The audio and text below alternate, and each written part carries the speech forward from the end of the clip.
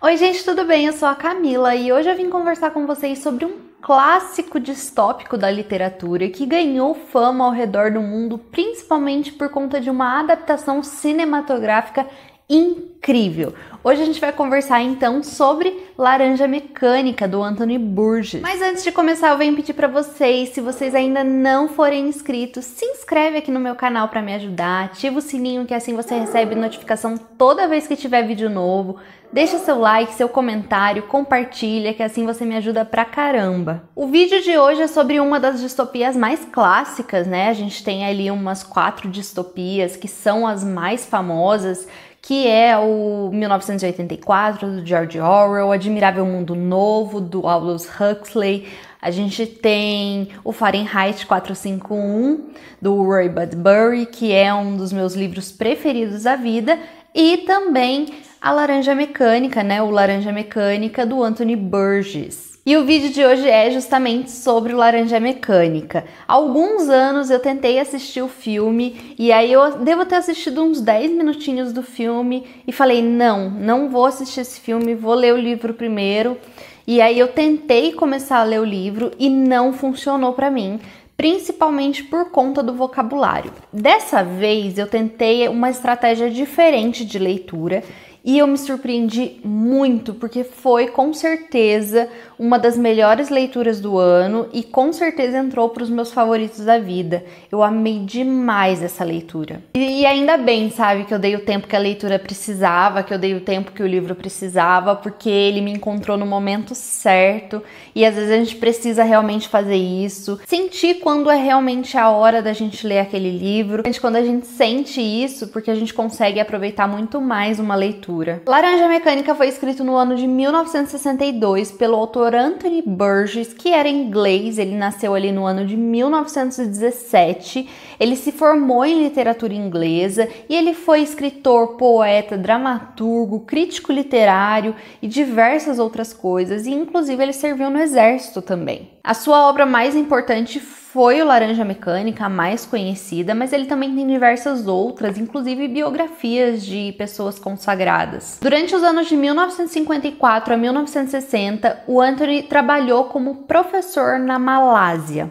E quando ele retorna para a Inglaterra, uma coisa que ele encontra é diversas gangues violentas. Era muito comum aquilo na época. Isso vai ser inclusive uma das grandes inspirações para ele escrever o Laranja Mecânica. Nessa mesma época ele vai receber um diagnóstico de tumor no cérebro e os médicos vão dar para ele cerca de 1 ano de vida. Ele acabou ficando bastante preocupado com a sua esposa e aí, para deixar uma renda para ela, ele decidiu que ele ia escrever diversos livros para que ela conseguisse receber os direitos autorais desses livros quando ele morresse. A ideia inicial era que ele escrevesse 10 livros, ele vai escrever 5,5 e o meio vai ser justamente o Laranja Mecânica, que foi ali um livro escrito às pressas, inspirado nas gangues violentas que estavam muito presentes na Inglaterra na época. E o livro vai se tornar então um dos grandes clássicos da literatura, que mais pra frente seria eternizado nas telas do cinema.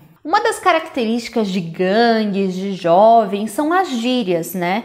E isso vai mudando ao longo dos tempos, né? Então as gírias que existiam nos anos 90 são diferentes das que existiam nos anos 2000, 2010, enfim, isso vai mudando.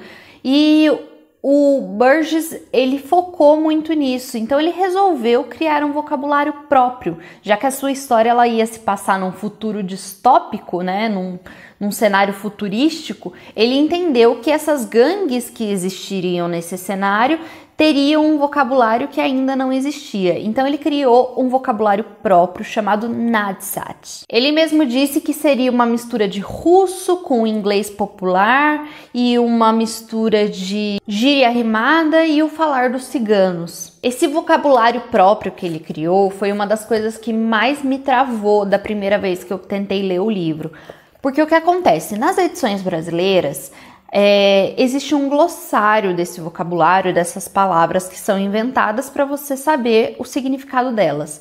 E a primeira vez que eu fui ler o livro, eu via uma palavra que eu não conhecia, eu corria para o glossário. Só que isso estava me travando muito e eu não estava conseguindo aproveitar a leitura. Dessa vez eu já segui por um caminho bem diferente. Então eu li todo o livro sem consultar o glossário. No começo as palavras, claro, geravam estranheza, mas à medida que você vai lendo, meio que você vai conseguindo entender o que eles estão querendo dizer. Porque você vai entrando dentro desse universo, dentro desse vocabulário, e tudo vai fazendo sentido à medida que você vai lendo. E era justamente o que o autor queria, porque nas edições inglesas não existe o glossário. O autor queria que esse vocabulário novo gerasse a estranheza no leitor. E realmente isso faz toda a diferença na leitura. Bom, passou ali um ano e o Burgess não morreu, né? Os médicos estavam errados e ele viveu até 1993. Então ele viveu muitos anos depois, né? Quase 30 anos, mais de 30 anos depois da previsão que os médicos deram para ele. Mas vamos falar então da história do livro, né? Aqui a gente vai ter então um cenário futurístico, como eu disse. A gente não sabe mais ou menos em que ano se passa, mas a gente está ali num período em que as gangues atingiram um nível de violência bem exacerbado. O nosso protagonista é o Alex e é ele quem vai narrar essa história. O Alex é o líder de uma dessas gangues, né? Neste período, essas gangues elas são gangues pequenas, então normalmente as gangues têm cerca de 4 a 5 integrantes no máximo. E logo no início o Alex vai nos contando ali como que costuma ser uma noite sua, né? Como que costuma ser a sua rotina. Então logo no início ele narra pra gente que eles costumam ir a um bar. Este bar, eles servem uma espécie de leite, eles chamam de leite com, né, Molokov, enfim, é um leite com drogas, basicamente. Então eles tomam esse leite, eles vão até esse bar, tomam esse leite, meio que se drogam, e aí eles partem para a parte divertida da noite deles, que é a violência. O Alex vai chamar aqui de ultraviolência, né? Então eles pegam moradores de rua, eles espancam, eles agridem, eles assaltam, eles estupram mulheres, meninas, invadem casas, depredam patrimônio público, né? Assaltam essas pessoas, enfim, daí para pior. Ele e essa gangue dele tem mais 3 integrantes, então eles são em 4, todos adolescentes. A gente vai acompanhando essas cenas e as descrições delas são muito sarcásticas, né? Muito frias, e é justamente por conta do Alex que está narrando, né? Ele que está contando tudo isso e para ele isso é uma baita de uma diversão. Em um certo momento as coisas vão dar errado, ele vai invadir ali a casa de uma mulher. Normalmente eles chegam na casa das pessoas, eles batem a porta, falam que teve um acidente, que eles precisam de ajuda e eles querem usar o telefone para a pessoa deixar com que um deles entre na casa e assim eles conseguem invadir. Nesse dia a mulher não deixa, ela não acredita, ela não deixa eles entrarem, então o Alex vai até a janela, ele fala, não, eu vou subir, vou arrombar, aí eu entro e abro a porta por dentro para vocês, né? Ele fala para os amigos dele e ele invade essa casa, só que a polícia acaba chegando, né? Ele acaba batendo muito nessa mulher, agride ela, só que a polícia chega, os amigos dele fogem e ele é pego. A mulher que morava na casa, ela morre em decorrência dessa agressão sofrida pelo Alex e o Alex vai ser então condenado a 14 anos de prisão. E a gente tem que lembrar que nessa época ele tinha ali seus 15 anos. Passam-se ali 2 anos que o Alex está preso e ele vai começar a escutar na prisão boatos de que vai rolar um experimento com algum detento e o detento que for candidato, né, for escalado para participar desse experimento, ele vai conseguir se livrar da sua pena e sair da prisão em até 2 semanas. Né? O Alex fica super interessado nisso, ele meio que se oferece, tenta conseguir e ele é escalado para participar desse experimento. E é nesse momento que a gente tem uma das principais críticas do livro, as críticas do autor, né? O Alex vai participar desse experimento. Esse é um experimento científico que está sendo feito pelo governo, onde eles vão se utilizar de associação. Então eles injetam uma substância no sangue do Alex que faz com que ele se sinta muito mal, tenha muitas náuseas, e ao mesmo tempo que ele está com essa substância no corpo, eles prendem ele numa cadeira com os olhos abertos, né? E de forma que ele fique assistindo um filme. Esse filme vai passando cenas de violência. Dessa forma, toda vez que ele assistir a violência, ele vai associar com o sentimento de náusea, de enjoo que ele está tendo, e aquilo vai então criando uma barreira no corpo dele, que toda vez que ele for tentar praticar ou tentar assistir, presenciar uma violência, ele vai passar mal. Então são cenas de guerra, são cenas de estupro, são cenas de luta, são cenas de agressão, enfim, cenas de violência. E aí muita gente diria, né? Ah, mas isso é bom, porque assim ele não vai mais praticar essas violências, esses atos tão horríveis que ele pratica. E são realmente horríveis, a gente vê que ele sente prazer em tudo aquilo que ele pratica, em tudo aquilo que ele narra. Isso vai ser aplicado para ele durante 2 semanas. Só que até onde, né? Essa é uma das principais críticas do autor. Até onde você pode tirar o livre-arbítrio da pessoa? Porque para o autor, o bem e o mal tem que ser uma escolha e não uma imposição. A pessoa tem que saber aquilo que é bom e aquilo que é ruim, e ela tem que escolher o caminho que ela quer seguir. E não alguém impor isso para ela e obrigar ela e, neste caso, fazer com que o seu corpo tenha essa atitude, né? Siga por este caminho. Você tira o livre-arbítrio da pessoa, e quando você tira o livre-arbítrio da pessoa, a pessoa deixa de ser humano. Bom, essa experiência realmente dá certo, só que ela gera consequências. O Alex, apesar dele ser um delinquente, tudo, ele tem ali um ótimo gosto para músicas clássicas, principalmente. Ele é um verdadeiro fã de Beethoven. Então, uma das cenas que ele presencia tá tocando uma música de Beethoven, né? Uma sonata do Beethoven, e ele começa a ter repulsa pela música também. E aquilo deixa ele extremamente mal, porque ele não vai conseguir mais escutar a música. Toda vez que ele tenta escutar a música, ele passa mal. E aí, depois dessas 2 semanas, o Alex é solto. E é aquela coisa do prisioneiro solto, né? Que também eu acho que é uma outra crítica, é outra coisa que a gente precisa se pensar. Como você reintegrar um indivíduo na sociedade, né? Isso precisa ser muito pensado para que ele não volte para o crime.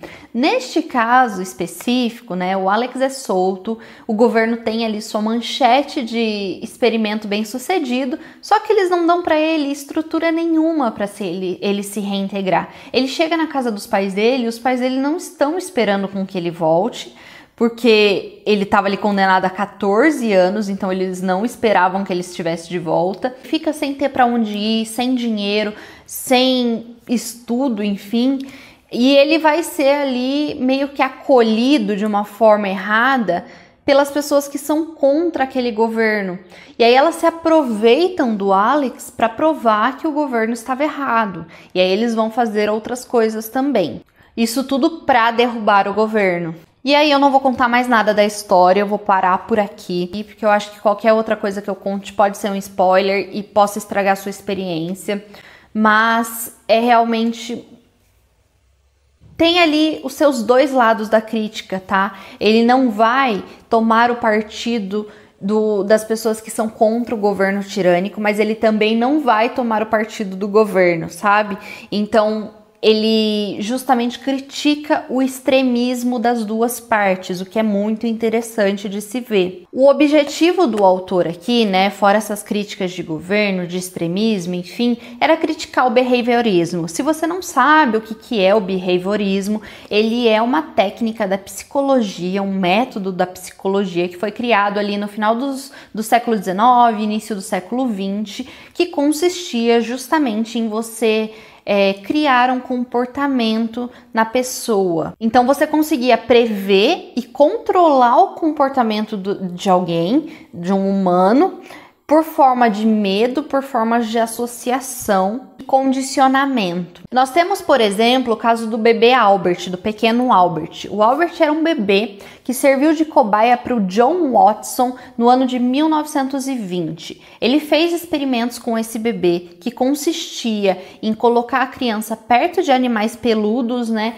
Por exemplo, um cachorro, e ao mesmo tempo que colocava sons que causavam medo na criança, que assustavam a criança. Isso fez com que a criança criasse uma fobia de animais peludos, né? Então ela não conseguia ver os animais, porque toda vez que ela via os animais, ela se lembrava daquela associação dos barulhos e aí ela ficava com muito medo. É aquela coisa do estímulo aversivo, você cria uma aversão àquilo. E aí o Burgess faz justamente essa crítica aqui no livro, e ele vai concluir que o bem, por exemplo, ele é muito mais efetivo quando feito por livre-arbítrio do que quando imposto.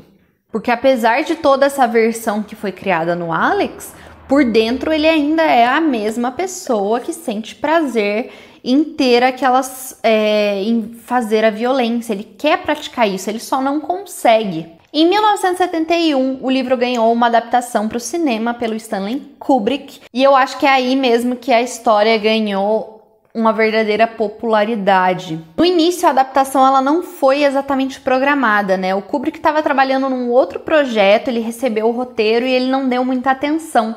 Foi a esposa dele que leu, se apaixonou pela história, ficou vidrada e fez com que ele também se sentisse muito empolgado com essa adaptação. Nisso ele vai fazer algumas mudanças, né? Inclusive o livro que ele se inspirou, o livro que ele leu inicialmente, era a versão dos Estados Unidos, que não continha o capítulo final, que eles tiraram o último capítulo. Eu não vou falar porque eu acho que senão pode ser um spoiler, mas enfim, ele acaba mudando o capítulo final, ele vai para um caminho diferente do filme. E aí a gente tem duas perspectivas diferentes, o que é muito bacana. Eu acho que o Kubrick seguiu por um caminho incrível. Eu amei o filme, né? Como eu disse pra vocês, eu tentei assistir uma vez, e aí eu falei, não, vou ler o livro primeiro. E assim que eu terminei de ler, eu já fui assistir o filme. E assim, eu acho que ele cria um cenário futurístico e ele cria... a forma com que ele imaginou tudo aquilo, o bar é sensacional, achei aquilo incrível. A trilha sonora do filme, com as músicas clássicas, né, é uma coisa que te imerge dentro da história.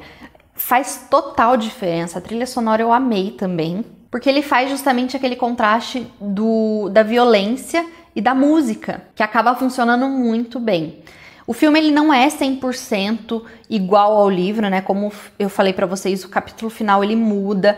O Alex também, o ator que interpreta o Alex, ele parece ser bem mais velho. No livro ele parece ser bem mais novinho, então ele tem ali seus 14, 15 anos quando a história começa. Eu acho que são duas propostas diferentes, mas com o mesmo objetivo. E os dois funcionam muito bem, tanto separados quanto juntos. Recomendo demais, tanto o livro quanto o filme. E se forem ler, né, se vocês se interessaram, façam da forma com que eu falei, a forma que eu fiz.